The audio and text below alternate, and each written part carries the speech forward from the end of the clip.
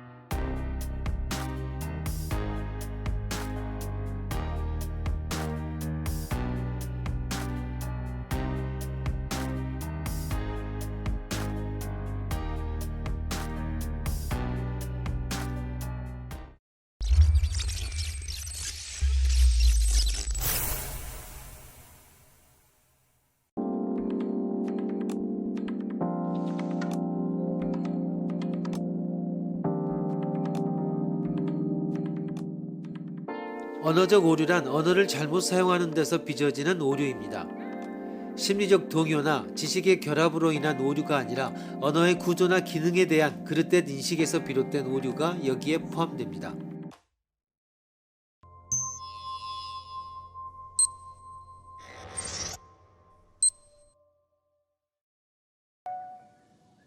나치 하해 독일에서 있었던 일이었다. 어떤 수녀가 연합군의 스파이로 수배된 장교를 차 뒤 트렁크에 감추고 탈출시키던 중 국경 검문소에 이르렀다. 독일군 헌병이 다가와 물었다. 당신은 혼자입니까? 수녀는 곤경에 빠졌다. 혼자라고 하자니 거짓말을 하는 것인데 수녀로서 거짓말을 할 수도 없고 혼자가 아니라고 사실을 말하자니 연합군 장교를 넘겨주게 되기 때문이다. 그러나 수녀는 미소를 머금고 침착하게 말하였다. 혼자라니요. 우리 같은 사람은 항상 주님이 함께 해주시지요. 근엄한 헌병의 표정이 활짝 펴지고 웃음이 터져 나왔다. 수녀가 여유만만하게 통과한 것은 물을 필요도 없는 일이었다. 수녀는 거짓말을 하지 않고도 연합군 장교를 무사히 탈출시키는 데 성공했다. 이 상황에서 발견할 수 있는 오류를 모두 지적하시오.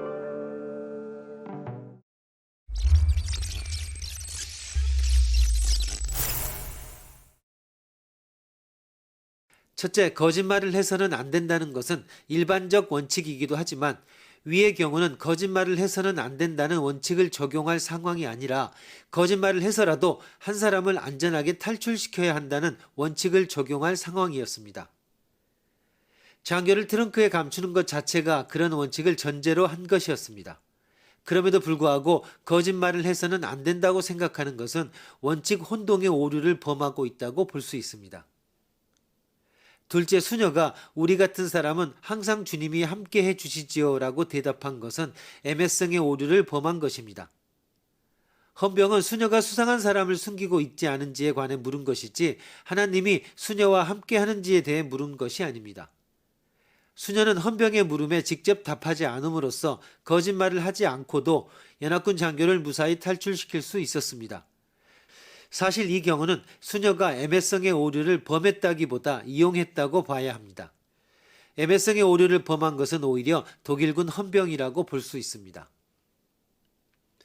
셋째, 수녀는 또한 유머의 호소라는 오류도 범하고 있다고 볼 수 있습니다. 만일 그렇지 않았다면 헌병은 자신이 애매성의 오류를 범하고 있다는 사실을 보다 쉽게 눈치챌 수 있었을 것입니다.